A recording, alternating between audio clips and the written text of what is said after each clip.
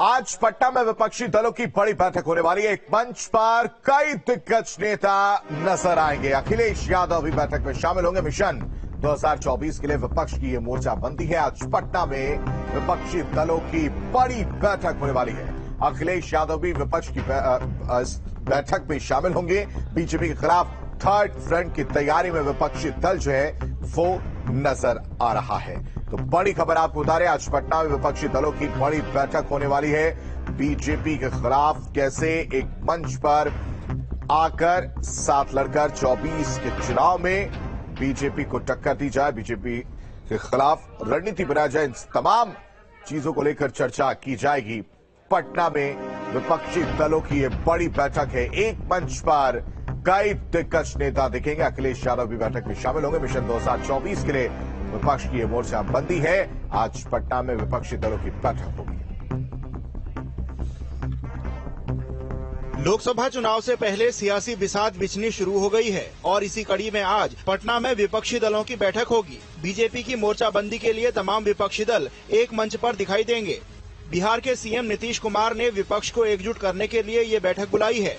बैठक में पश्चिम बंगाल की सीएम ममता बनर्जी, दिल्ली के सीएम अरविंद केजरीवाल समेत विपक्षी दलों के तमाम बड़े नेता शामिल होंगे।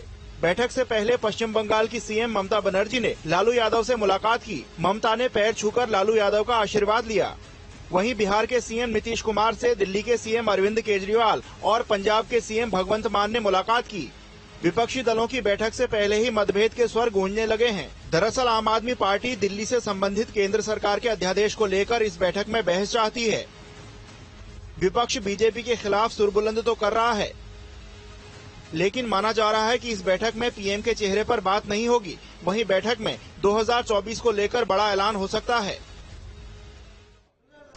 और इस खबर पर ज्यादा जानकारी के साथ सीधा रुख करते हैं पटना का, जहां से हमारे संवाददाता उत्कर्ष हमारे साथ जुड़े हुए हैं। उत्कर्ष, पटना में आज विपक्षी दलों की ये बहुत बड़ी बैठक है और अगर इस बैठक की बात की जाए तो 24 के लिहाज से ये बैठक बेहद महत्वपूर्ण मानी जा रही है, खासकर विपक्षी दलों के लिए।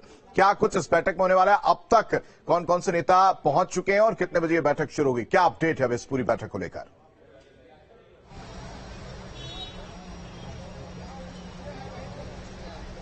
बिल्कुल आशीष, देखिए पटना में आज ही विपक्ष की बड़ी बैठक होनी है। ग्रैंड अलायंस की बैठक है। इससे पहले कई राज्यों के मुख्यमंत्री, करीब 4 राज्यों के मुख्यमंत्री बीते दिन ही राजधानी पटना आ चुके हैं। अगर बात की जाए बंगाल की तो ममता बनर्जी, दिल्ली के मुख्यमंत्री अरविंद केजरीवाल, साथ ही साथ पंजाब के मुख्यमंत्री भगवंत मान और तमिलनाडु के मुख्यमंत्री एमके स्टालिन बीते दिन ही पटना आ चुके हैं। साथ ही साथ महबूबा मुफ्ती भी पटना आ चुकी है। हालांकि इस वक्त पटना एयरपोर्ट की तस्वीरें हम आपको दिखाएंगे, जो स्टेट हैंगर है, यानी कि जहां से वीवीआईपी आज पटना आने वाले हैं। उनकी अगर बात की जाए तो सबसे पहले अमर अब्दुल्ला आज सुबह 8:30 बजे पटना आ चुके हैं और साथ ही साथ राहुल गांधी के आने का इंतजार जो है वो अब यहां किया जा रहा है। केवल राहुल गांधी ही नहीं, अखिलेश यादव, उत्तर प्रदेश के पूर्व मुख्यमंत्री भी पहुंचने वाले हैं। करीब 9:30 बजे का समय जो है वो निर्धारित है जब अखिलेश यादव यहां पहुंचेंगे। साथ ही साथ राहुल गांधी की अगर बात की जाए तो 10:10 का समय जो है वो दिया गया है कि राहुल गांधी पटना पहुंचेंगे। साथ ही साथ कांग्रेस के राष्ट्रीय अध्यक्ष मल्लिकार्जुन खड़गे भी साथ होंगे।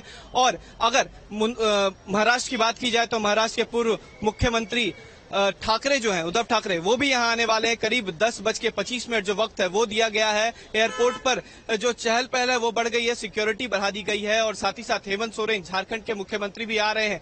आज करीब 11 बजे से बैठक जो है वो शुरू हो जाएगी। पटना में मुख्यमंत्री नीतीश कुमार के सरकारी आवास पर यह बैठक होनी है और बैठक करीब 11 बजे से शुरू होगी और 11 बजे से 2 घंटे की बैठक।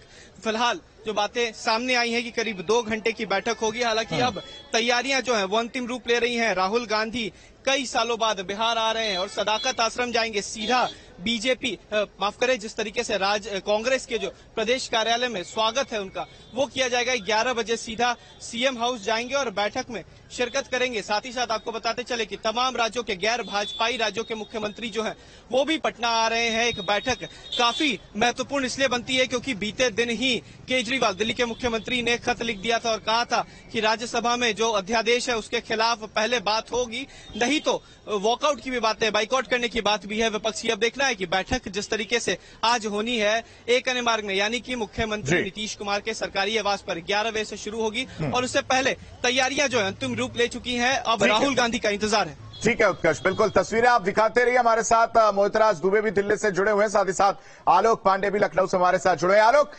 समाजवादी पार्टी से अखिलेश यादव जो है वो पटना पहुंचेंगे और करीब जैसा कि उत्कर्ष ने बताया कि 9:30 से 10 के बीच में अखिलेश यादव पहुंचेंगे। ऐसे में सवाल यही है कि अखिलेश के दिल में क्या है, क्या उम्मीद लेकर वो इस बैठक में पहुंच रहे, क्या कुछ उनकी तरफ से बातें रहेंगी इस बैठक में? देखिए, जैसे उत्कर्ष बता रहे थे, आज पटना पे सबकी निगाहें रहेंगी। गैर भाजपा के जो बड़े नेता हैं वो आज जरूर पटना पहुंच रहे हैं, पर क्या बड़ी बात निकल के आएगी ये देखना होगा। महत्वपूर्ण बात है उत्तर प्रदेश की, जहां 80 लोकसभा सीटें और खुद प्रधानमंत्री बनारस से सांसद हैं और एक बड़े दावेदारी के रूप में यहां उत्तर प्रदेश में 80 लोकसभा सीटों पर बीजेपी काम कर रही है। ऐसे में अखिलेश यादव के ऊपर बहुत सारी जिम्मेदारियां हैं और खासतौर पे बीएसपी की बहन जी पूर्व मुख्यमंत्री मायावती को नहीं बुलाया गया है, वहां नहीं पहुंची हैं, तो कहीं न कहीं उत्तर प्रदेश की राजनीति को लेकर के मामला यही कुछ पेच फंस जाता है कि आखिर लड़ाई कैसे लड़ी जाएगी गैर भाजपा के साथ। दूसरी बात है कि अखिलेश यादव को अगर हम लेकर के बात करें, 2014 से लेकर के अब तक 2022 तक 4 चुनाव वो हारे हैं, अलग अलग गठबंधन करके। एक बार उन्होंने कांग्रेस से किया, दूसरी बार बीएसपी से किया। ऐसे में नतीजे कुछ खास नहीं रहे। वोट फीसदी 2022 में जरूर बढ़ा है, लेकिन अगर जीत और हार की हम बात करें तो भाजपा से वो जीत नहीं पाए हैं। क्या फॉर्मूला इजाद होगा, यूपी का फॉर्मूला किस तरह से होगा, अखिलेश यादव किस तरीके से चलेंगे, खासतौर पर जब जयंत चौधरी ऐन मौके पर पारिवारिक कारण बता करके इस मीटिंग में नहीं पहुंच रहे हैं। यूपी की राजनीति बड़ी ही बदलती रहती है और ऐसे में कुछ कह पाना मुश्किल होता है, कौन साथ रहेगा कौन साथ छोड़ देगा। जहां पर छोटी पार्टियों के गठबंधन को लेकर अखिलेश यादव 2022 में चुनाव लड़े थे, अब वही कई साथी पीछे हट गए हैं, उस गठबंधन से हट गए हैं। तो अखिलेश को अपने ऊपर किस तरह से विश्वास कर सके ये गठबंधन, ये गैर भाजपाई नेता, ये भी दिखाना होगा। और पिछले 4 हारों के बाद किस तरह से जीत का कॉम्बिनेशन बनाया जा सकता है या बन सकता है यूपी में, ये भी बताना होगा। तो यूपी का दारोमदार अखिलेश लेके तो गए हैं, पर क्या वहां बताते हैं या क्या लेके आते हैं ये देखना होगा। हाँ, विपक्षी एकता के तौर पर एक बड़ी कोशिश देखी जा सकती है, जो हम पटना में लगातार देखेंगे और उसका क्या असर होता है उत्तर प्रदेश में, इस पे भी जरूर निगाह रहेगी। बिल्कुल आलोक, बिल्कुल हमारे साथ दिल्ली का रुख कर लेते हैं। अगर आम आदमी पार्टी की बात की जाए, आम आदमी पार्टी की तरफ से अरविंद केजरीवाल पहुंचेंगे और अध्यादेश का मुद्दा लगातार गरमाया हुआ और इसको लेकर मुखर होते हुए भी अरविंद केजरीवाल नजर आ रहे हैं। ऐसे में ये देखा जा रहा है, उन्होंने कहा कि कांग्रेस अगर उनका सपोर्ट नहीं करेगी, कांग्रेस खुलकर नहीं बोलेगी, तो वो इस बैठक में वॉकआउट भी कर सकते हैं।